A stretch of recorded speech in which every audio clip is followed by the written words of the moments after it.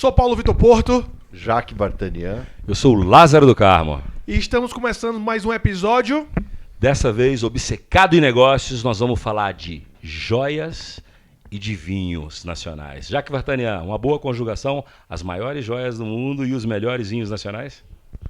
Eu acho, porque sabe que depois de 2 anos nesse business de vinhos, de forma mais profissional, eu falei, pô, isso aqui é igual pedras preciosas, né? Você vai garimpando, achando, né? Visitando as vinícolas, conhecendo e é muito parecido com pedras. Muito show. E olha, para quem não conhece o Jaque, Paulo, quem que é o Jaque Vartanian? Jaque Vartanian, um dos maiores designers de joias do mundo. A Jaque Vartanian, a empresa, né, a joalheria, já tem aí os seus 23 anos desde 99.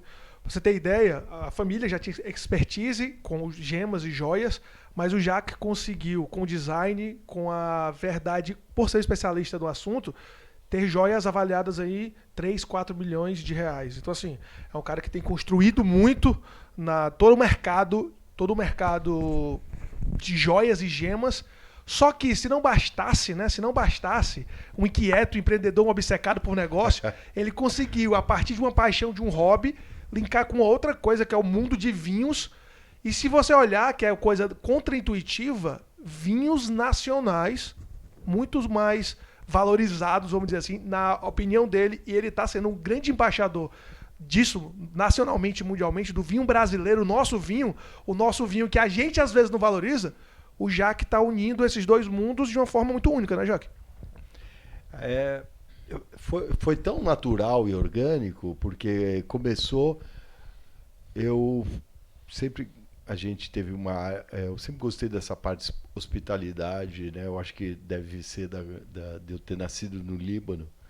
Então, a gente sempre teve relações assim com os clientes em ambiente, nas nossas lojas, ou num coquetel, ou às vezes até num restaurante, mas em geral nas nossas flagship, fazendo eventos, almoços, degustações, coquetel. E aí começou assim, né? Os vinhos, a gente já servia vinhos muito legais, franceses, chilenos, italianos, e em algum momento eu me deparei, né, com vinho brasileiro. Falei, poxa, começou daí tudo.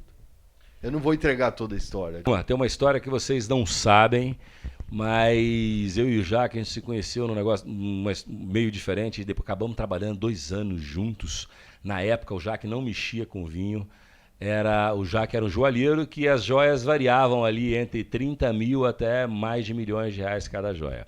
E foi assim, eu estava na Bahia, no Hotel Tivoli, dentro da piscina, e aí tô lá dentro da piscina com um grupo de amigos, aí um outro amigo chega e fala assim, esse aqui é o Jaque, e começamos a conversar dentro da piscina, e aí ficamos lá tomando champanhe na beira da piscina dentro do Hotel Tivoli, e no meio dessas conversas o Jaque falou, cara, tô montando um board de conselheiros pro meu negócio. Aí é óbvio, eu conheci o Jaque de nome, minha mulher principalmente, né, porque joia, né, cara, então tinha tudo a ver. E aí acabamos nos conhecendo, virei conselheiro do Jaque por 2 anos e fui conhecer o business de joias, que é um mundo surreal, encantador, sofisticado. Se vocês assistirem ao Red Carpet, o Jaque, quantas joias, quantas atrizes de Hollywood já usaram suas joias? Quase todas, né, Jaque? Teve muita gente. Donatella Showbiz Versace também. Não, Donatella não, mas sei lá. Mas Donatella comprava na loja. Muito, ela comprava Rihanna. na loja de Nova York. Não, é a esposa do Paul McCartney. Quem que você gosta muito que eu não vi? Rihanna. A Rihanna? Rihanna, né? Lady Gaga e bastante gente. Nicole Kidman. Nicole Kidman, acho que eu não. acredito que eu tinha escutado Anne Hathaway isso. várias vezes também. Tem bastante gente de cabeça. Halle Berry, né? Ou seja, se você não conhece o Jaque, a sua esposa certamente conhece. Mas a gente não vai tomar vinho? Vamos tomar. Toma aqui. Aquela coisa, sabe, Jaque? Eu tô tão ignorante aqui na frente de vocês dois que eu tô esperando aqui pra eu não causar nenhuma gafe, né? Gente, esse podcast, a gente fez questão de fazer o podcast na minha adega. É verdade. Porque o ambiente é o ambiente propício para a gente falar de vinho e de joias. Melhores vinhos brasileiros e as melhores joias do mundo e com especialista nas duas coisas, que transita nos dois mundos. Eu fico até preocupado porque a gente fica tão à vontade nessa adega aqui que pra gente sair da adega pode ter um problema. É um problema. Mas então vamos lá. Vamos começar a falar de vinho já aqui. Vamos abrir vinho? Vamos abrir vinho, então. Então vamos lá. O Paulo Vitor, inclusive, tem um abridor. Ah, é? Então. Ó, eu ouvi dizer que é o gafe das gafes você querer abrir vinho com esse eletrônico. Agora, vamos lá. Eu vou me aproveitar da condição de leigo pra dizer, vem cá, tem essas coisas mesmo ou tem muita, tipo, frescura / simbolismos sagrados que a galera exagera? O que acontece? Né? Eu adorei esse tema porque eu acho o seguinte, na prática o que acontece?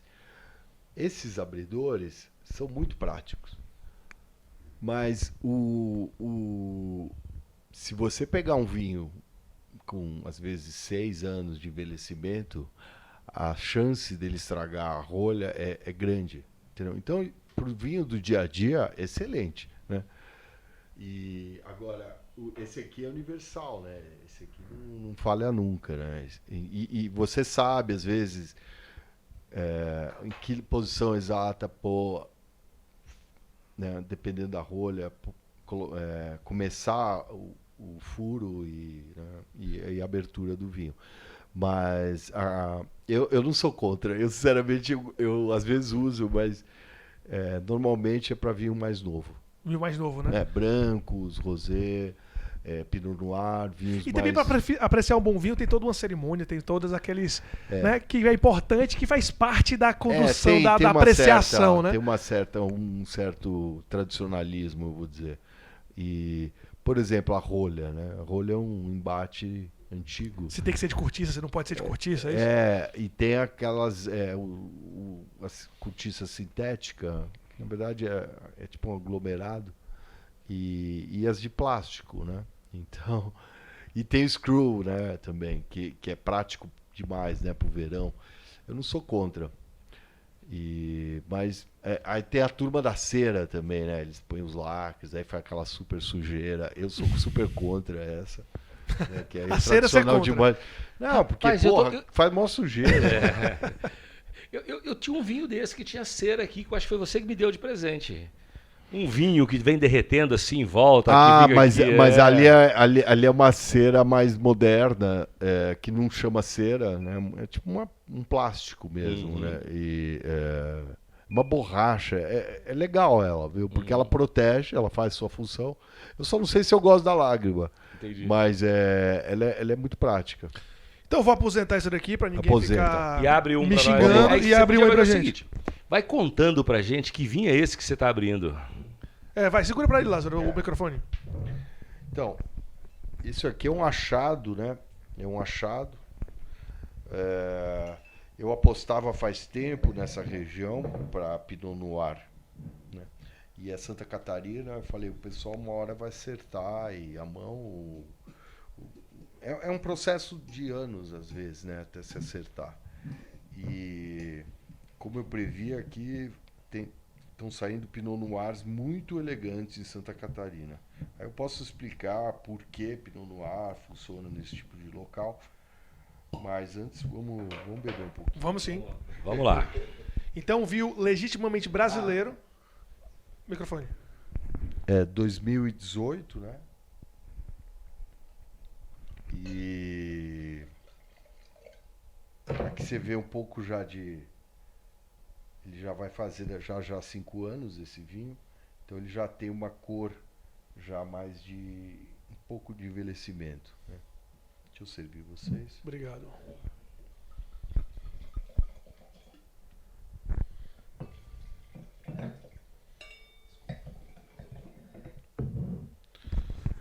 Por que eu quis servir? A gente abriu aquele Chirá lá do Rio Grande do Sul, que inclusive depois a gente precisa pôr a garrafa aqui dele. E eu deixei ele lá, degustei e falei, vamos esperar porque É um vinho novo, mas bem interessante. Safra 2020, eu acho, o Shiraz. Mas eu falei, vamos abrir o Pinot, porque o Pinot ele é muito mais fácil você beber. Não precisa decantar? Não precisa decantar tanto. Os taninos são mais delicados, né? Também. Ele desce mais suave, né? Ele desce mais suave. Um brinde, saúde. Saúde. Ó. As joias. Volta de novo. Que eu passei em frente à câmera. Ai, vamos lá. Vai. Então, um brinde. Obrigado, já que tá aqui. Saúde. Saúde. As joias, aos vinhos e às mulheres que consomem os vinhos e as joias. Aliás, Pinot Noir é um dos favoritos das mulheres. Ele é um vinho um pouco mais sexy, assim, né? É verdade. Ele é mais leve também. Ele faz quase a função do vinho branco. Jaque, enquanto a gente aprecia, por favor, enquanto a gente aprecia esse excelente vinho, obrigado aqui. Todos esses vinhos o Jaque trouxe, a gente fala da adega dele, que já fez muitas felicidades aqui da gente nessa própria adega. Jaque, o mercado, vamos lá, é um mercado de luxo, é um mercado de luxo voltado para algo que também tem que ter um olhar apurado, uma logística, imagino que maluca. Fala um pouco do mercado, assim, como é que a tua família parou no mercado de joias, mas de uma forma mais objetiva, assim, como é que tu vê esse mercado hoje? Porque acho que é muito distante, a não ser quando alguém decide fazer uma novela sobre o assunto, né? Que tem uma pauta sobre isso, depois ela vai falar. A gente não entende do mercado da joia, a gente vê só o varejinho lá rolando, a gente não, assim, não sabe. Como é que você vê esse mercado? Ele está se estruturando de uma forma. Ele vem se profissionalizando muito. Eu lembro quando eu comecei, não tinha muito esse namoro, e isso foi um dos motivos que me fez trabalhar, criar a minha marca, que é qual que. Não tinha esse namoro da moda de forma mais estruturada com a joalheria, né? Era o mundo de joias e o mundo da moda. Não tinha essa Não intersecção, conversava os não mundos. conversavam. Com Qual era- raras exceções. Qual era a E aí distância, esse foi então? meu desafio. Ou seja, quando você fala isso, só para eu entender também que eu sou um leigo, o design não chegava junto, é isso? Não, existia a joia com design, Ah, tá. né? Mas normalmente a joia com design ela era muito mais parecida com uma arquitetura mais conceitual, com esculturas, e não tanto com Moda. o lifestyle e moda. Entendi. Inclusive o termo lifestyle é um termo mais recente para moda. Se você for olhar, antes era moda, tudo era moda. Aliás, nunca deveria ter dissociado, né, na minha opinião. Uma pergunta pro Jaque aqui, que é assim, né? Eu conheci de perto o trabalho do Jaque, e o Jaque criou uma inspiração e um objeto de desejo no mercado de luxo. Porque a gente conhece um monte de outras marcas, mas nenhuma delas tem o sex appeal da Jacques Vartanian, né? E lá perto tinha todo aquele detalhe dos designs. Eu lembro que você ficava lá mergulhado fazendo os desenhos antes. Aí chegava com o desenho rabiscado no papel, à mão. Aí ia levar para o cara gráfico elaborar os desenhos, mas você rabiscava com lápis e a mão e tal. Essa questão do sex appeal. Porque joia Jacques Vartanian, as pessoas que gostam do mercado de joia, gostam de diamante. Eu lembro que você gostava muito de esmeralda, de rubi. Como tinha uma outra pedra... Safira. Tinha uma turmalina Paraíba. Eu lembro que você usava muito. Esse sex appeal do design, esse negócio do encantamento das mulheres. Porra, o tempo que a gente estava junto, a Patrícia... Teve uma época que ela usava a joia do Jaque todos os meses, uma joia diferente, cara.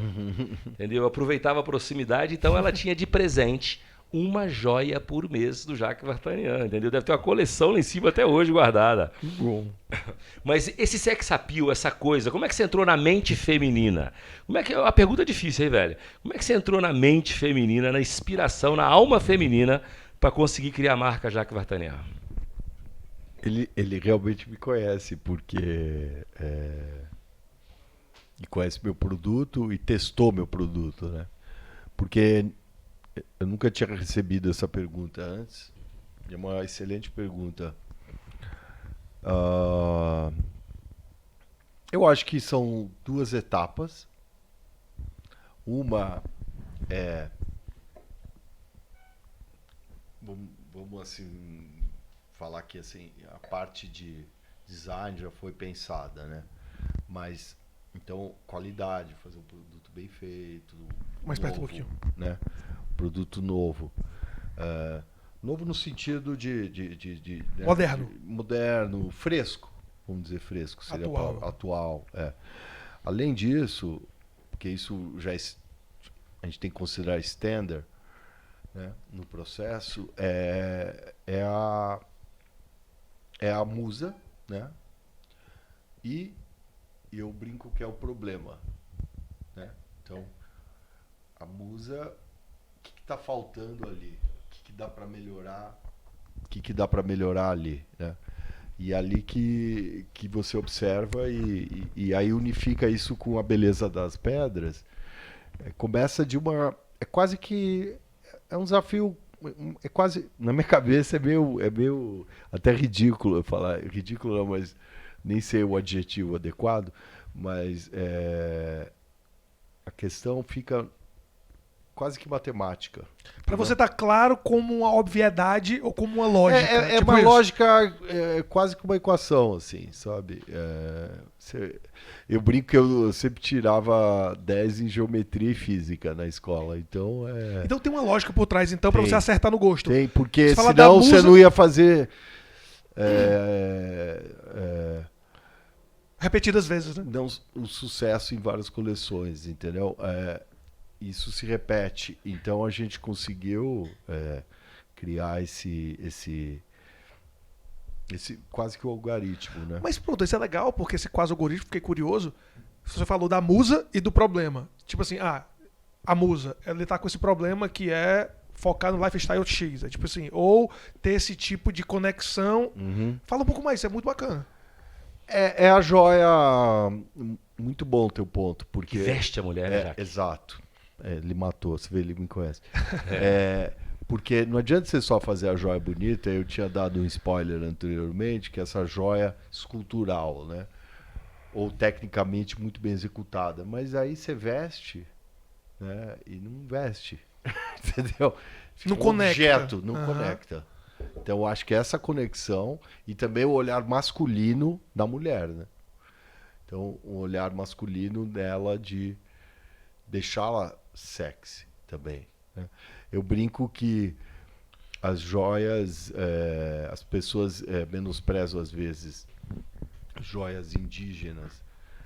Elas têm exatamente a mesma função, igualzinho as joias de ouro com diamante, com esmeralda, é igual, mesma coisa, não muda nada. Tem cor, tem forma, tem raridade, faz Significado. penas, significado e, de alguma forma, deixa a mulher, né, ou quem estiver usando a joia, se for um homem, no caso, às vezes tem o pajé, né, tem os maias, tem uma história de joalheria sensacional, incas, maias, eles já faziam fundição, acho que 4.000 anos atrás, por aí, ou mais. Processo de fundição como a gente faz hoje, igual processo, né? Então, eu penso a respeito da joia de uma forma um pouco mais orgânica, não de uma forma como um objeto só de luxo, de raridade. Eu penso ela como algo que vai deixar a mulher, quem estiver usando, mais bonita, mais feliz, mais... Eu lembro que teve um período, Jaque, que a Jaque Vartanian ficou muito famosa pelas chokers, né? A gente Que tinha meio pouca no mercado, né? A gente criou uma categoria nova. A gente criou algumas, mas essa foi outra. Foi uma outra. Porque Essa foi uma das... um super hit, porque eu percebi um movimento, né? Eu reparava as modelos, né, usando isso em Instagram ou pessoalmente em eventos na rua, muito em Nova York, é uma época que eu ia bastante para Nova York. E O Jaque teve Com uma loja em Nova York, gente. Você com tinha uma loja na Madison? Eu não lembro. Foram 10 anos da Madison e depois 1 ano e meio no Sorro, um ponto excelente na frente da Chanel, mas com a pandemia a gente optou mas fechar e foi a decisão certa. Mas você ainda atende lá pelo digital, Sim, né? Não é sim, como sim. você está em Nova York. Não, eu tenho uma equipe, uma pessoa ainda que era a líder, né, nossa em Nova York, ela continua lá, a Karine continua lá com a gente. E a gente já está com projetos legais aí de expansão agora. Chegamos a ter 10 pontos, além da nossa loja física e da nossa loja online. E depois mudamos a estratégia e migramos mais para um projeto digital e tem alguns outros fronts agora que a gente ainda está amadurecendo. Mas vocês estão em fase de expansão agora também. A gente recolheu, meio que a gente recolheu 70%. Eu já estava num projeto anterior de reestruturação para escalar. Então, antes da pandemia, a pandemia só acelerou algumas etapas do projeto. Entendi. E a gente depois a gente pode entrar mais em detalhe. Agora, já que eu achei que eu ia ficar mais curioso com o mercado, mas tu falou uns negócios aqui que eu tô... Deu uma... Sabe quando você fica com a mente percebendo de outra forma? Que você falou, joias indígenas, você falou isso, né? Então, peraí, qual a diferença de um adorno, vamos dizer assim, sem as características do luxo? Sem o valor, né? Sem o valor. O preço. Você falou o seguinte, ó, eu Não é nem o o produto agregado, né? Pois é, eu penso na joia com uma coisa mais orgânica, não necessariamente de luxo. Então, tipo assim, a joia é o adorno com muito valor agregado, e o outro adorno indígena, que é belo, mas que não tem tanto valor agregado, ele não é uma joia. Quando ele chega num nível... um nível de técnico e nível de insumos de raridade, né? Por isso que eu citei a joia indígena, porque eles não pegam, supostamente não pegam qualquer pena, né? Sim. Ele pega a pena bonita. Ele Tem não que requisitos de raridade. Exato. Então, assim, o empenho ali é parecido, né? A questão do design também, né? O design é fundamental. A forma, eu acho que quando você dissocia o design da natureza, começamos a ter alguns problemas, né? É quase como o nosso cérebro e de todo mundo, de todo o reino animal e vegetal, e aí vai embora, né? Se quiser ir para a física também. Por que a forma de um cristal, um floco de neve, né? Todo mundo acho que já viu essa brincadeira de ver um floco de neve no microscópio. Sim, aqueles padronagens, né? É um negócio... Impressionante. Foi um Steve Jobs que... né, sabe?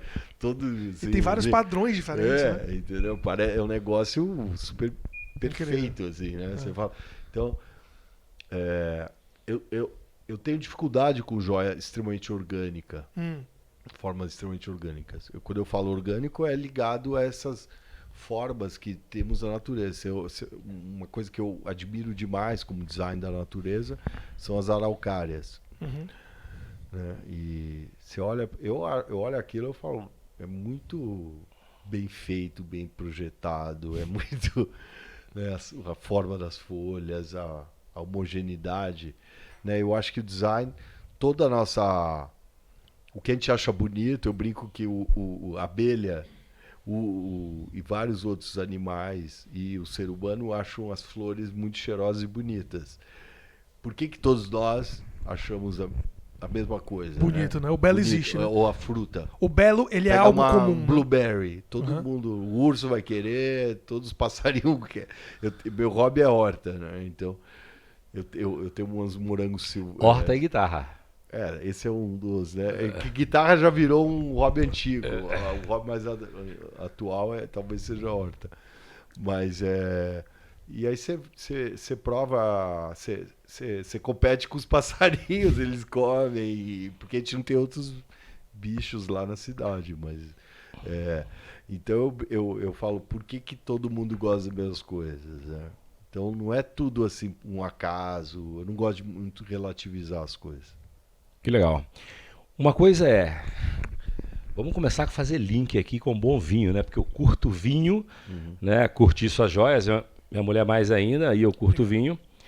E já que primeiro passo, vamos lá, quando você começou lá era só joia feminina, aí depois você passou para alguns acessórios masculinos, que eu lembro, e depois você queria criar até a JV, que era uma marca com menos prestígio, porque para quem não sabe, a Jaque Vartanian, quando ela lançou, ela era uma joia para o público muito agargalhada, né? Agargalhada. Agargalhada, porque pouquíssimas pessoas poderiam ter uma joia do Jaque. E aí o Jaque, depois, ele falou, lembra como ele falando comigo, ele falou assim, cara, eu quero dar essa acessibilidade para mais gente. Eu quero fazer mais pessoas poderem usar o que os ricos de Nova York usam, os ricos do Brasil usam, que todo mundo usa. Eu quero dar mais possibilidades. E você fez um caminho sem perder o prestígio, continuando com pedra preciosa, com joia, de querer, não vou dizer popularizar, porque não dá para popularizar a Jaque Vartanian, mas você querer tornar mais acessível a mais gente. E democratizar um pouco. E depois mais. Você lançou algumas coisas masculinas. Eu olhei seu braço aí, porque esse é seu, né? Entendeu? Então lançou algumas coisas masculinas. E aí fala um pouquinho dessa migração, depois nós vamos entrar nas paixões do Jaque Vartanian. Tá? É uma boa pergunta. A gente começou esse projeto quando eu fiz as primeiras joias em prata. Eu fiz uma coleção que chamava-se... Eu tava lá, você não tinha joia em prata? Não. Eu tava lá quando você começou com a joia em prata. Então foi ali. E foi muito divertido porque eu tive muitos feedbacks positivos dos clientes. Eu percebi que vários clientes que gostariam de ter mais nossos produtos, mas por uma questão de poder aquisitivo, acabavam não tendo tantas peças e me deu muita possibilidade de criar formas e tamanhos que eu não conseguia no ouro por uma questão de budget, porque o produto acabava ficando uma peça muito grande, por mais que você faça ela de forma muito delicada, ela precisava de muito ouro, né? Na prata você consegue... você tem duas grandes vantagens na prata. Além dela custar bem menos o preço por grama, ela também é bem mais leve. Isso é muito bom para você poder fazer um brinco, por exemplo, que não vai ficar tão pesado e além de não pesar na sua orelha, ele também fica mais anatômico, ele também não vai custar tão caro. E dá opções para as mulheres, né? A mulher não quer sempre, toda semana, né, ficar 6 meses usando o mesmo look, vamos falar, né? Não é nem joia. E você falou do link, né, com o vinho. E aí é o segundo passo, né? O negócio das paixões, o vinho naquela época, eu falei no começo, né? Fui conselheiro do Jaque durante 2 anos e a gente continua amigo desde a época, nossa amizade aí vai desde 2016 ou 17, 16 por acho. aí. 16 ou 17. Se não for um pouquinho, 15, 2015 por aí, eu acho que foi realmente, final de 15. Foi 14, 15. Então aí passeou. Vai fazer 10 anos. 10 anos, meu irmão, é isso aí. E aí entrou no mundo eu fui conhecer joias com Jaque Vartanian antes, eu não era do mercado de luxo. E aí passou pela loja, aí você tem aquele negócio do hobby, né? Você sempre tocou. E aí, um dia, aliás, lembrei de uma coisa. Quando esse cara falou que ia criar a marca dele, JV, que era uma marca mais, não vou dizer popular nunca, mas um pouquinho mais democrática que a Jaque Vartanian, eu falei, porra, eu quero ser seu sócio. Vamos fazer sociedade nesse negócio e tal. Precisamos fazer. Aí ele pegou e falou, pô, é verdade, vamos fazer sociedade. E acabou o caminho separando, depois acabamos não virando sócio na JV. E logo depois, um dia você me ligou e falou, tô com um projeto do caramba, muito legal, não quero te contar agora, mas só vou te contar com o almoço. Aí eu cheguei para almoçar com o cara, já estava no lugar que era uma adega gigante, e já tinha um chefe servindo e falou, esse é meu novo negócio. Eu fiquei sabendo do vinho no dia de uma degustação de vinho, já com tudo pronto. Né? E aí eu não peguei essa parte. Como é que foi a ideia do sair, primeiro... Joias de high prestígio, loja de Nova York, na Madison, no Sorro. Depois, você chegou a ter loja de Miami também, não chegou? Sim. Chegou a ter loja de Não, Miami. chegou a vender simultaneamente Los Angeles em 2 pontos, Beverly Hills, né? Los Angeles, Beverly Hills. Chicago, Dallas, Miami,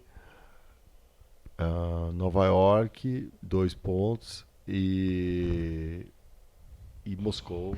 E é isso aí. Simultaneamente. Então, aí... E Beirute também. E aí falamos, em Beirute. Eu falei, falamos, vamos fazer a segunda marca e tal. E aí você criou a segunda marca na época do começo da segunda marca, a gente estava junto lá ainda.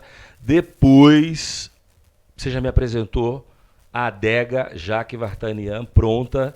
E a ideia é por que o vinho nacional. Acho que a gente começou a falar disso, mas a gente não entrou. Então agora a gente está migrando aí, ó.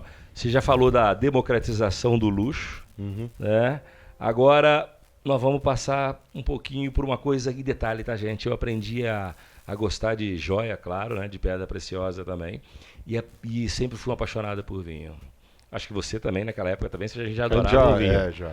E aí, a migração do porquê vinho nacional. Porque quando você pensa em Jacques Vartanian, você pensa em quê? Chateau Lafite, Brunello de Montalcino. Você vai pensar em vinho high, se eu for pensar em joia. Se eu for pensar no Jacques Vartanian, eu não penso em vinho nacional. Quando ele me falou que era vinho nacional... É contra-intuitivo, né? Contra-intuitivo. Eu falei, então por que aconteceu? Explica um pouquinho. Porque o Jacques Vartanian, que as joias tem mais cara lá do Chateau Lafite, do Brunello de Montalcino, foi pro vinho nacional. Tá sendo muito legal estar aqui com vocês, porque te obriga a fazer quase que essa terapia aqui em grupo, porque É isso não, aí. você começa a cair umas fichas, coisas que você já desconfiava, ou você tava meio nebuloso na sua cabeça, mas quase que claro, e quando você faz esse exercício, as fichas vão caindo. E uma que caiu há um tempo atrás, a gente nos bastidores estava falando de grupo LVMH. O LVMH começou uma marca de bebidas.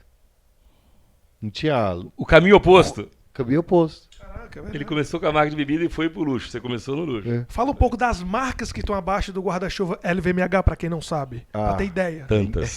Tiffany. Eu não vou saber falar Tiffany todas, Bulgari. né? Tiffany Bulgari, Tiffany Tag Heuer, Bulgari. Tag. Louis Vuitton. Veuve Clicquot, que tá ali. Moet Chandon, que tá ali. Né? Aí mais entre outras. É mais de 30.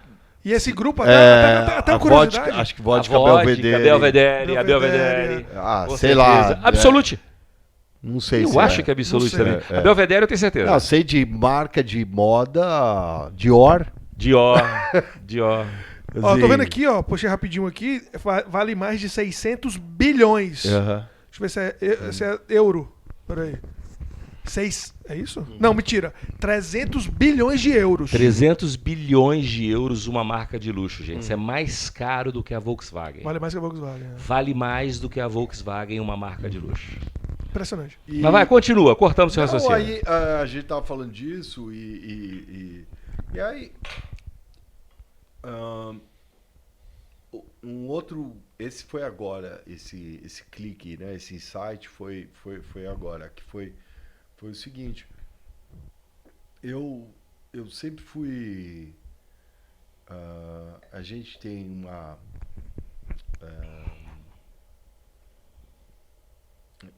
temos uma frase que a gente usa lá no departamento de marketing, na comunicação. Aqui nascem as tendências de joias. Né? E quando eu falo tendência de joias, inclui as gemas, né? Então, por exemplo, uma pedra que nunca se usava muito, quartzo rosa, foi uma pedra que eu comecei a usar, né? As pessoas tiravam um pouco sarro, as pessoas do segmento, né? Quando eu falava, não, eu queria comprar uns quartzos rosa, ele falava, não, mas isso é porcaria. Eu falei, não é porcaria. Né? Ou seja, quem é do segmento não valorizava. Né? Olho de tigre, morganita. Foram dezenas assim de pedras. sabe, relançar a Malaquita. Agora a gente acabou de lançar uma coleção com Malaquita novamente, está fazendo um super sucesso. Cores diferentes de diamante. Diamante negro, ródio negro. Outra coisa que foi muito hit, esmeraldas muito claras, que é tipo um verde piscina bem claro, assim, que eram super assim tratadas assim que nem tipo A margem, refugo. A margem do... Refugo. Eu falei, mas não é alto possível, luxo. isso aqui é lindo demais. E Engraçado. aí, e isso foi começando a ter um super movimento no segmento de joias, né? E outros joalheiros começaram a usar. Não que outros joalheiros já não usaram antes, mas não na escala que a gente usava, né? E criando uma tendência. Eu acho que em vinhos não foi diferente. Eu falei, para que eu vou tomar... O pessoal fala... Desculpa a palavra, eu vou falar o meu primeiro palavrão. Pode Pode falar. falar. A gente usa como vírgula a palavra. É. É. O povo é muito caga-regra nessa questão do vinho, né? Tipo, não era do vinho que eu ia falar. Me perdi. Da pedra. Você está falando o seguinte, que tem esses padrões que o pessoal... Vou dizer como eu estou entendendo aqui. E é bom que você está conversando com um leigo como eu, em joias e em vinho, porque o que eu estou vendo aqui? Eu estou vendo um cara que é considerado um artista, que faz joias de milhões, apreciado no mundo inteiro, e que o drive é... Quem disse que o que é regra tem um valor diferente de coisas fora da regra? Exato. E aí você fez isso para joias, e é o mesmo raciocínio pro vinho, porque quando o Lázaro fala, e eu também, peraí, Jacques Vartanian, vinhos brasileiros, tipo assim, é um erro de posicionamento, só pode. Ou é uma paixão esquisita, não. Não é isso, é Uma porque excentricidade. existem coisas além da regra Então, no que são fundo, valiosas. é exatamente isso. Então, no fundo, é a mesma coisa, porque do mesmo jeito que eu fui lá, Buscar o vamos quartzo. fazer quartzo negro, quartzo não sei o que lá, quartzo fumê, blá, blá, blá, e fazer uma coisa, uma joia harmoniosa, né, com essas pedras, e enaltecer, por que não com vinho, né? E tem mais, né? Se a gente for começar a falar de vinho brasileiro, assim, dá para falar tantas qualidades assim do vinho brasileiro. E o vinho brasileiro tá meio assim, na hora certa, no lugar certo, sabe? É a tempestade a favor, assim. Então, ainda vou lembrar do que eu queria falar. Tinha uma coisa importante para falar sobre essa questão do... Daqui a pouco volto. Nós temos todo o tempo do mundo aqui, nós vamos falar. E eu lembro o seguinte, tá, turma? Eu sou apreciador de vinho desde mais ou menos... Olha, até 2006 eu gostava de uísque, eu era um isqueiro e cervejeiro na praia. O que você acha disso, Jacques? O isqueiro e cervejeiro. O isqueiro a gente perdoa, né? Cervejeiro. Agora, Cervejeiro não, né?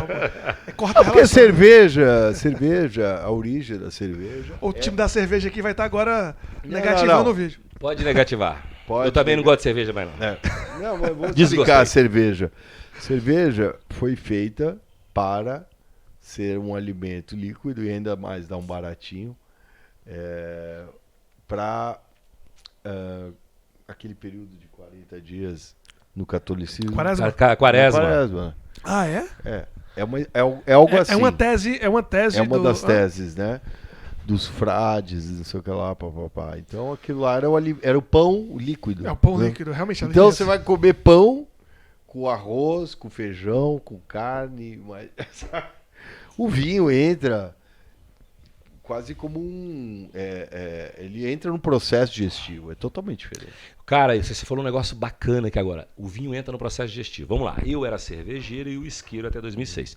2006 eu me mudei para Buenos Aires. Quando eu me mudei para Buenos Aires, a primeira vez que me convidaram para uma parrilla argentina, os caras vieram com vinho. Eu fui num churrasco na casa de um argentino. E eu cheguei lá, primeira coisa que eu pensei, um sol de 40 graus do verão, portenho, eu quero uma cerveja. Não tem cerveja. Tem um vinho branco para começar a brincadeira, depois nós vamos pro tinto. A gente começou com o espumante ali, né? Tem um vinho branco para começar a brincadeira pro tinto. E aí eu comecei, no horário do trabalho, eu ia almoçar com a minha equipe lá em Buenos Aires de trabalho, os argentinos abriam uma taça de vinho na hora do almoço. Falei, bando de alcoólatra, ninguém bebe na hora do almoço durante a semana. Cara, 6 meses depois eu tava bebendo vinho na hora do almoço durante a semana e bebendo vinho à noite. E eu comecei a apreciar o danado vinho. Eu não sou um sommelier, sabe, Jaque? Mas o melhor vinho pra mim é aquele que me dá prazer. É isso. O melhor vinho, você não falou que a melhor joia é aquela que bota a mulher mais linda, que veste a mulher, que independe do preço? Graças a Deus a internet, né? Tá pro bem e tá pro mal, né? Eu acho que é mais pro bem. E deve ter frase minha assim, tipo, que a pedra fala com você. E o vinho é igual. A pedra, você olha ela fala, poxa, aquilo. Você olha 10 pedras e fala, puta, mas isso aqui me cativou, né? E o vinho é igual. E o vinho é assim, ó. Já foi agarrado. Já foi. E a gente nem sente. Aí o vinho é bom. O vinho é bom. O vinho é bom. E a gente nem sente. A gente está com uma vantagem aqui no Brasil com o vinho por alguns fatores, né? Não vou listar, eu também não gosto desse negócio de numerinhos, né? São 3, 4, 5, não importa. Mas a gente está com uma vantagem com o vinho brasileiro porque o vinho brasileiro, o nosso terroir, está dando vinhos um pouco mais leves, um pouco com mais frescor, né? Eu falo um pouco porque depende da região, mas em geral eles têm bem mais frescor. Do que o argentino? Do que o argentino, principalmente, né? O vinho argentino, a característica dele é corpo, não é frescor, né? O frescor é uma característica bastante do vinho francês. Califórnia, talvez? Califórnia não. É mais pro time dos vinhos mais... Pancadas. Mais pancada, mais pesados, né? Eu sou um fã do Malbec. É. Eu sou um fã do Malbec, por quê? Porque eu morei na Argentina. O meu paladar, que vinho também... Me corrija se eu estou errado, Jaque. Assim, o Lázaro, como eu aprendi a beber vinho na Argentina, eu ia para Mendonça, e aí eu dormia nas vinícolas. O meu paladar, ele acabou indo mais para o vinho do Mundo Novo. Eu tenho aqui Brunello de Montalcino para a gente abrir depois para provar. Todo mundo fala muito de Brunello de Montalcino, Chateau Lafite e tal. Cara, eu não sei porquê, mas o meu paladar foi muito pro Mundo Novo. Eu gosto do vinho argentino. Mesmo o vinho argentino sendo tiro, às vezes você pega um Chirá, que é o Taná. Taná. Putz, um tirão, né, velho? Então o Chirá nem tanto. Um Taná é um tiro forte, um Malbec. Mas eu gostei disso. Isso é hábito? É treino. É treino? Ou é simplesmente um cara que gosta e não gosta? Você provou, gostou, não provou, não gostou? Porque eu acho que às vezes as pessoas falam, mas esse vinho é forte demais, e pra mim o vinho é ótimo. Porque eu não sei se é porque eu acostumei com o paladar do vinho argentino. Eu acho que a gente tenta achar sempre A, B, C, D, escolha a opção A, B, C, D, E, né? E às vezes é A, B e a C. Ou às vezes é A e a... Então nunca é uma coisa só. Eu acho que nesse teu caso, primeiro, com certeza tem essa paixão, né?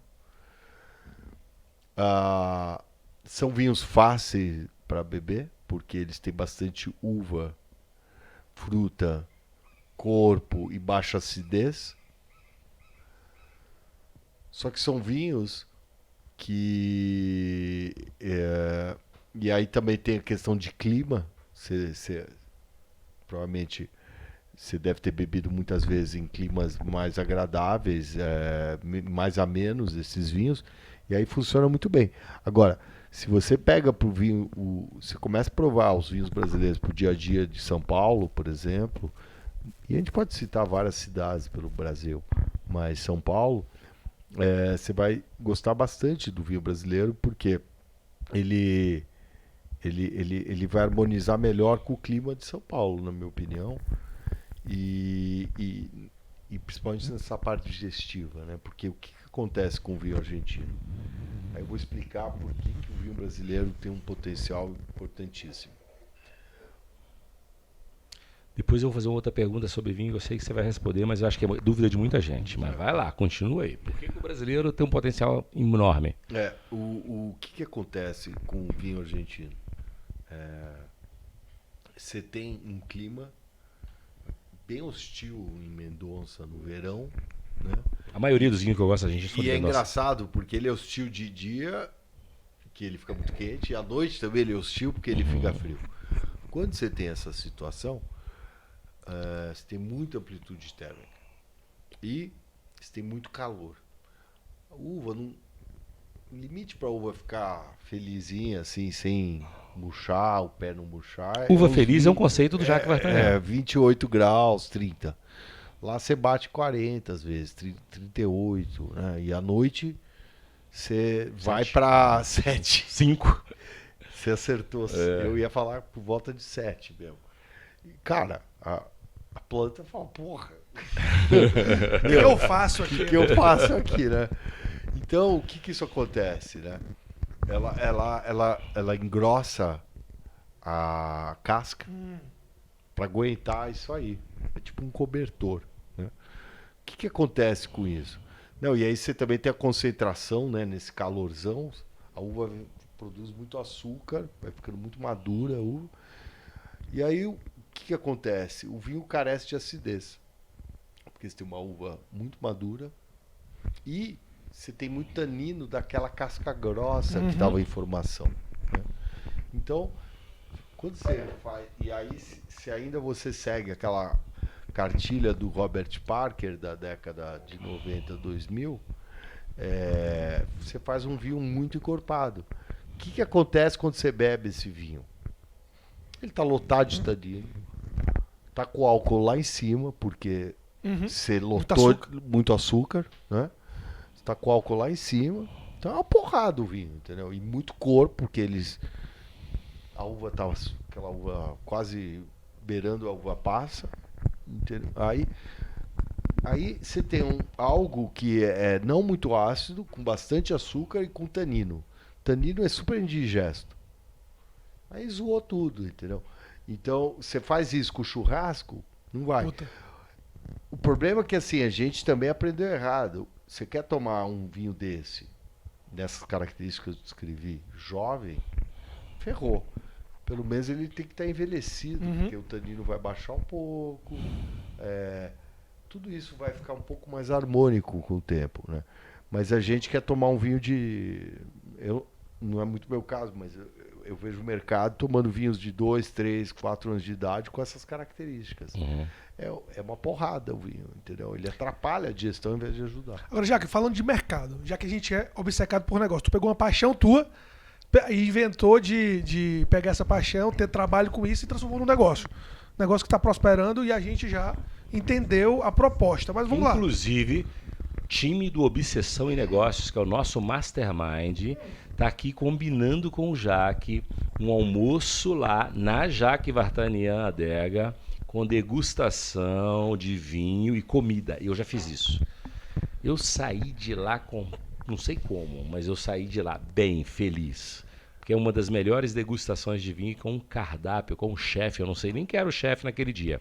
Mas a comida era fantástica. Não, desde aquele encontro que a gente te convidou e trouxemos vinho da sua adega, e você desasnou, né, para não dizer desemburreceu a gente em relação ao vinho brasileiro, de lá pra cá a gente só faz os encontros com os vinhos brasileiros.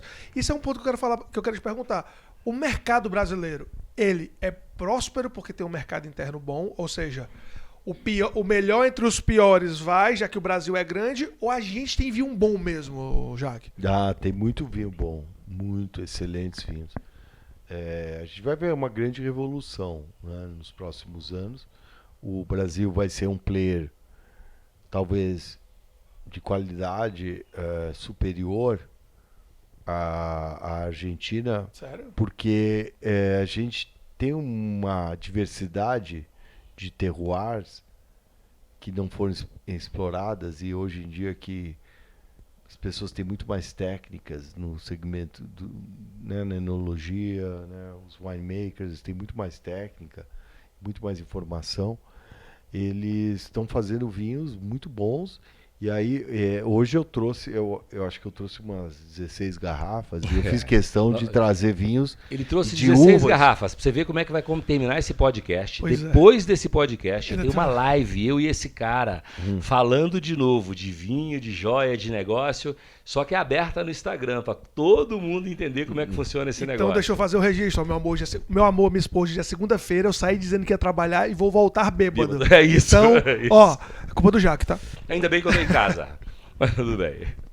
Mas então assim, a gente Eu estou muito impressionado, né? Aliás, vocês vão adorar. Sabe o que acontece? As pessoas fazem a degustação parece que dá uma ticada. Como acho que eu venho do segmento de joias, da coisa de uma hospitalidade de luxo e coisa e tal. As primeiras degustações que a gente fez lá na nossa adega. Peraí. @Jaque Vartanian Adega. Entra lá. E o site é? jaquevartanian.com. Entra lá, hein? E a gente percebeu que precisamos fazer assim degustação com harmonização. Porque sem harmonização você não percebe. Você não entende, né? Você não entende, você não sente contraste. Né? Imagina, eu consigo ir numa feira de vinhos, como eu acabei de ir agora em Bento Gonçalves, e provar 80 vinhos.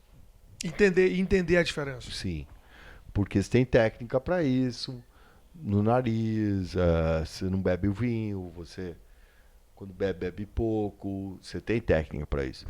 E você consegue tomar um tinto, depois tomar um branco, tomar um rosé, ir pro produtor e fazer toda essa miscelânea, porque você já tá com quase o cara que toca um instrumento musical e o outro que não toca. Ele escuta a música, é um pouco diferente, ele é mais analítico. E então, assim, essa sensação que o Lázaro falou é super verdadeira, porque eu mesmo, né, participando de várias degustações dessas, você fala, poxa, quando harmoniza, a sensação é muito boa. Outra. Muito melhor. É que nem dar um match, né? Dá um match. Deu match. O vinho harmonizado com a comida certa. Não, pode. Aí não tem assim, branco, tinto, rosé, espumante. Quando a harmonização é bem feita, acabou. Não importa que vinho é. Né? Se é um vinho mais adocicado ou um vinho menos. Eu queria, Paulo, antes de você fazer a próxima pergunta. Adocicado é meio tosco no mundo do vinho, mas eu também sou meio. Quando você fala adocicado, é com adição de açúcar, não? Não, é que porque ele tem às vezes é uma questão de maturação mesmo, né? Tô falando vinho com adição, tom, né? Vinho com adição de açúcar nunca bebo. Não existe. Não chama mais não, de não, vinho, os espumantes, tem muito espumante que usa, né? O espumante usa. Eu queria fazer o seguinte. Mas eu tendo a gostar os nature que eles não usam nada. Por isso chama nature. Eu tenho uma proposta aqui, né? A gente vai daqui a pouco, eu quero fazer uma pergunta pro Jaque, mas eu quero fazer um comentário. Não sei se o Jaque vai concordar comigo. No mundo do vinho, eu não sou um conhecedor de vinho profundo. Eu sou um bom bebedor e tenho um conhecimento razoável. Tá do time gosto, mas não entendo tanto. É isso. Gosto, não entendo tanto, mas eu tô ali na média dos bons entendedores. Aquele cara que escolhe o vinho pelo preço é um medíocre no mundo do vinho. Ele falou aqui, o melhor vinho é aquele que te dá prazer. E o melhor vinho nem sempre é o mais caro. Às vezes eu conheço pessoas que falam assim, porque eu vou beber um vinho hoje, eu abri 2 garrafas de 8 mil reais, né, Jaque? Cara, eu tenho uma história muito boa. Eu tenho uma história muito boa para contar. Fui almoçar lá em Campos Jordão, eu esqueci o nome do restaurante, de um cara mó boa gente, um restaurante de carne, me fugiu o nome do restaurante, depois a gente vai lembrar e de alguma forma a gente comunica isso em algum lugar. Mas aí eu fui ler a carta, o restaurante é de comida inspiração argentina, né? E tem um monte de vinhos argentinos, um pouco de vinho, bastante vinho chileno e alguns vinhos brasileiros. Eu fui buscar lá, olhei a carta, eu vi um vinho com 7 anos de envelhecimento já a 180, 170 reais brasileiro. Eu vou pedir. Eu em geral peço e eu não gosto de ficar fazendo muito alarde. Eu abri, degustou, fez o serviço, aí o pessoal tomou. Tava a Cássia e o Beto comigo, um arquiteto amigo. Aí os caras ficaram loucos com o Adoraram. Amaram o vinho. Ficaram loucos. Se 180 no restaurante... Era um dos vinhos mais baratos da carta. Não, se Não, é 180 eu no vou contar uma restaurante é porque história. é 60 no Eu quero supermercado. ver, Eu eu vou quero con- ver o vinho de 2.000, de 1.500. Eu vou contar uma bater esse história vinho. parecida com essa que aconteceu aqui na minha casa. Eu mas vai quero lá. ver o vinho de 1.000, 2.000 bater esse vinho. Cara, vocês adivinharam a minha pergunta. Porque a minha pergunta... Porque o vinho não é só essa coisa assim. Você gostar só de vinho encorpado e com muito tanino é quase como você só gostar de SUV americano, entendeu? E aí você acha que todo o resto é ruim, entendeu? É meio isso. Depende da função. Não, isso é legal porque, vamos lá, a gente tá falando de negócios, né? Sempre a gente fala até para os nossos clientes que eles têm que aprender a vender o produto. Qual o melhor produto? Quer dizer, qual o melhor preço de um produto? A gente fala para o cliente nosso. O melhor preço é o máximo que o seu cliente consegue pagar e, para isso, demonstre valor agregado o suficiente. Lógico, entregue o produto da qualidade que tem, mas tem um marketing, tem um valor agregado percebido, tem uma estratégia de posicionamento que envolve e faz com que o produto que era X reais pode virar 2X, 3X, não porque ele tem um valor superior só na qualidade, mas porque tem todo um trabalho envolvido. A minha pergunta, parece que vocês adivinharam. Como é que essas coisas acontecem? Olha só, o vinho espanhol, em 2011, vou dizer, tu sabe qual é já, né? Não fala spoiler. Tinha um aqui, não tem mais, Tem. acabou. Tem mais não, Tinha um acabou. bocado aqui desse. Tinha, acabou. Tipo assim, ó, o grupo de especialistas elegeu um vinho vendido em supermercado a 3 libras e 60, ou seja, R$11,50 na cotação da época. Hoje... Foi eleito 30. como um dos melhores do mundo. Um vinho que tinha muito aqui, que a gente viu bastante, é o vinho Toro Louco, isso em 2011. Ou seja, isso é um erro do degustador, ou isso é... Não, na verdade, sabe o que é, Paulo Vitor? O olheiro estava no campeonato de várzea, e na várzea achou o Neymar. E esse vinho era o Neymar na várzea. Ou não, é o Neymar que estava na várzea, ou foi o olheiro que errou nesse ponto aqui? Não, ele achou Neymar. Achou o Neymar na várzea. É o que eu tenho feito, né? Eu tenho um vinho na época que a gente começou a adega, era um Cabernet Sauvignon, safra 2018, e ele custava na época R$31. A gente vendia varejo. R$31, você pagava mais R$9, a gente entregava em casa. Eu dei para algumas pessoas degustarem esse vinho e eu pedia para eles escreverem no papel quanto eles achavam que custava o vinho. Eu tive 180, tive 150, eu tive R$350. Então, assim... É um vinho de R$30. Na época custava R$30, hoje ele custa 50. A minha história é mais absurda que a sua. Todo mundo sabe, eu vivo fazendo stories aqui dentro da minha adega, né? E eu recebo amigos bebedores de vinho. Não vou citar o nome porque eu não sei se ele permite. Mas assim, eu tinha um amigo que toda vez que ele vem na minha casa, o vinho mais barato que ele me traz é vinho de R$3.000. E ele chega com 5 garrafas de R$3.000. Chega aqui com 15, 20 mil reais de vinho. 10 mil de vinho, 15 mil de vinho. Pra começar a brincar. É. E ele traz pra mim, aí a gente bebe. Aí eu tinha comprado, cara, um vinho uruguaio, um Taná, que é um tirão, uruguaio, barato de R$100. E eu provei esse vinho no restaurante uruguaio, onde eu fui no restaurante uruguaio, não um restaurante de comida uruguaia. Porra, a gente vai fazer churrasco? Não, Para de falar disso. Daqui a pouco a gente vai ter que pedir um delivery de carne. Pois é, Fazer um... E nós estamos com fome, hein? Aqui, ó. Cancela o sushi, pô. E aí eu tava lá no vinho, eu provei esse vinho no restaurante e peguei o nome dele e o vinho custava R$100. Foi assim que eu comecei a aprender de vinho brasileiro. Aí eu provei o vinho, comprei esse vinho e trouxe para minha casa. Aí eu cometi um erro também, porque eu comprei 100 garrafas. Porque eu gostei tanto do vinho, eu comprei 100 garrafas do vinho. Aí eu descobri, que é a outra pergunta que eu vou fazer depois, que eu não podia guardar o vinho.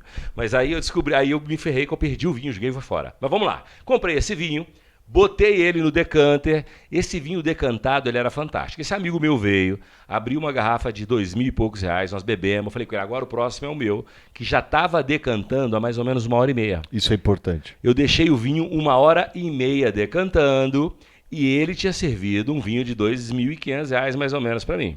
Eu peguei o vinho de R$100 que estava decantado já 1h30 e falei com ele, esse vinho é especial para você, eu sei que é seu bom entendedor, cumprimentei. Ele pegou o vinho, escondi a garrafa, porque senão ele ia saber do preço. E ele só viu o vinho no decanter assim. E aí ele pegou, ó, narigão. O aroma é bom. Aí ele...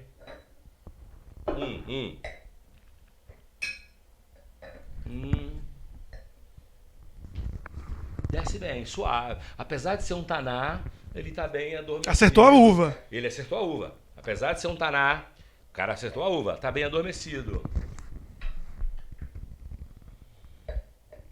Toda aquela porra fresca pra caralho. E pá, Lázaro, que vinho fantástico. Tomou 2 garrafas. Depois que ele tomou as 2 garrafas, eu peguei e trouxe pra ele. Falei, olha, esse é o vinho uruguaio. E ele pôs o Vivino. Ele falou, você tá de sacanagem.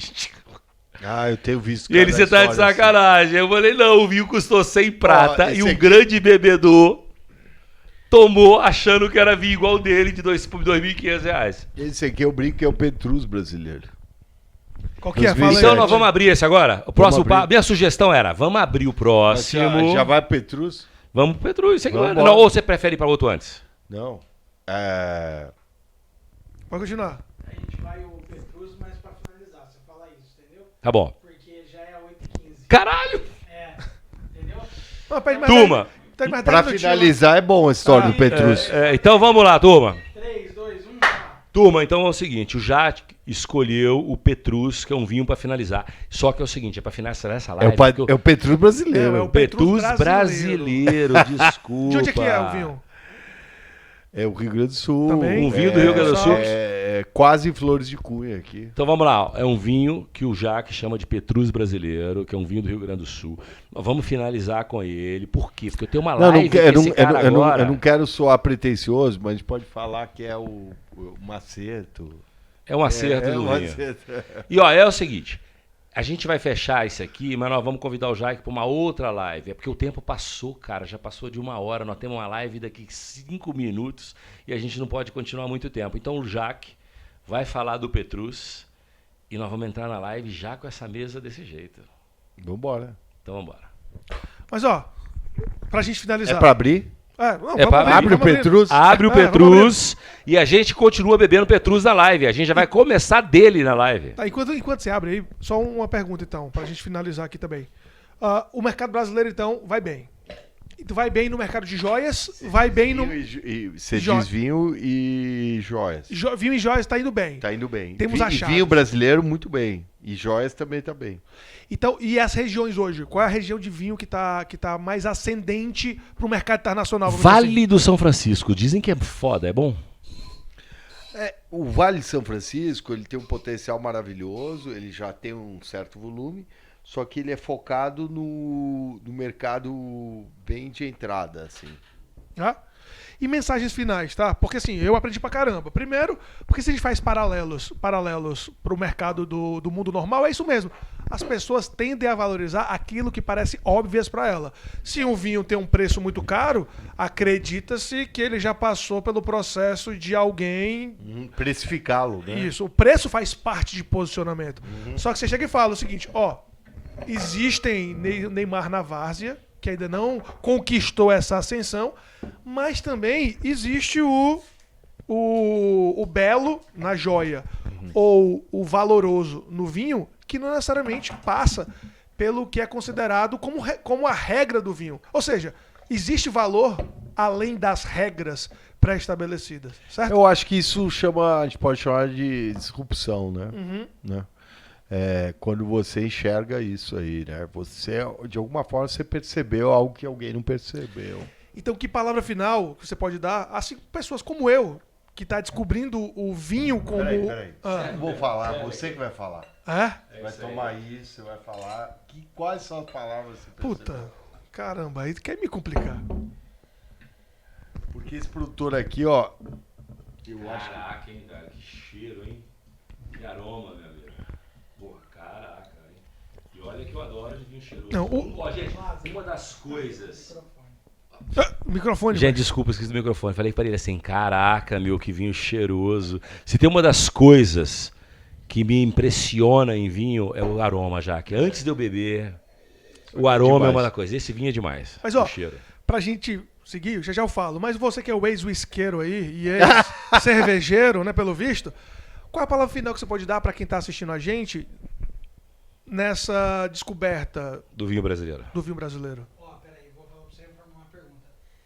E pra esse cara que quer se tornar obcecado por negócios ou igual você. Ou por vinho. Porque ele tá nessa obsessão da busca agora do novo, né? Que ele quer descobrir isso. Boa, então diretor. é essa parada, entendeu? 3, 2, 1. E você, Jaque, que é um obcecado por negócio, e esse seu conhecimento elevado sobre o vinho brasileiro, e como muitos falam, um dos principais embaixadores do vinho brasileiro, veio de uma obsessão, né? A obsessão de levar isso à tona. Então você, como obcecado por negócio, pelo vinho e pelo belo, que dica você dá para as pessoas que estão querendo descobrir mais sobre vinhos? O que você achou desse vinho? Eu achei fantástico. Mas assim... Quando eu provei isso, eu falei, porra, eu preciso mostrar isso para meus clientes. Isso aqui é assim, na boa. Espero que um dia alguém entenda isso. O Lázaro entendeu, você já entendeu também, mas assim, muitos outros clientes que são da nossa adega já entenderam. Cara, um vinho de 300 e poucos reais que te entrega isso, você fala, não é possível. Aí eu falei, eu vi assim, negócio. Quando eu provei isso, eu falei, eu preciso vender. Mas só pra galera entender, porque o Brasilzão, fala, 300 reais, isso é caríssimo na cabeça do Brasilzão. Mas que traga isso. Esse isso. Pro mundo do vinho esse é isso, muito quanto é que vale no vinho? Esse isso. É que o vinho desse nível internacional, a gente pode estar falando em algo de 2 a 5 mil reais a garrafa. Para estar nesse nível. Entenderam o que é esse isso? Esse 350, ele tá equivalendo a... Tá trazendo a 10 vezes mais, de em 10 média. vezes mais do que estão cobrando pelo produto. É. E aí você tem que entender, meu amigo empreendedor. Às vezes o seu produto, o seu serviço, ele tá valendo mais do que você tem cobrado pelo simples fato de não ter um Pega no entendedor. real estate. Quantas oportunidades de real estate existem, vão continuar existindo pelo Brasil? Imagina. Né? Praias que foram vendidas. Eu lembro que a primeira vez que fui para Trancoso, me ofereceram uma casa com um terreno com quase 50, não lembro se era 50 ou 100 metros de frente. Não importa. Era tão barato. preço de banana que tu nem valorizou. Se fosse 50. Não, eu valorizei, não tinha grana. Eu tinha 23, 24 anos. $100 mil. Hoje. É um terreno que hoje deve valer Alguns 10 milhões de reais, no mínimo, né? Um terreno desse. Então, assim, eu enxerguei na época, mas garoto, entendeu? Mas aqui, assim, no vinho brasileiro, assim, eu não quero sou arrogante, mas assim, é impressionante como o pessoal tá jogando dinheiro fora, tomando vinhos. Eu esqueci de falar uma coisa super importante, né? Porque além das pessoas estarem pagando caro para tomar vinho importado, você tem um vinho com baixíssimo impacto químico, né? Porque aqui são famílias, né? Eu selecionei as famílias, né? São vinhos de produtores pequenos. E, além disso, quer dizer, são famílias, então eles bebem o vinho deles, né? Então não tem muita interferência, agrotóxico, nada muito químico. Além disso, você tem uma grande vantagem, você não está exportando o vinho, você tem que encher de sulfito, conservante, coisa e tal. São vinhos para o mercado nacional. E aí o pessoal brinca, o pessoal fala muito, eu até usei a palavra brinca, mas porque parece uma brincadeira, o pessoal fala muito de carbono, isso, aquilo, papapá. Bem, então tome vinho nacional. Por que você vai tomar vinho importado, vinho que vem não sei da onde, que tem uma puta pegada de carbono longa, né? Se você pegar um vinho da Europa ou da Austrália, né? Você tem um vinho aqui feito aqui do lado, empregando aqui, que é aquele buy local, né? Que os americanos usam muito, principalmente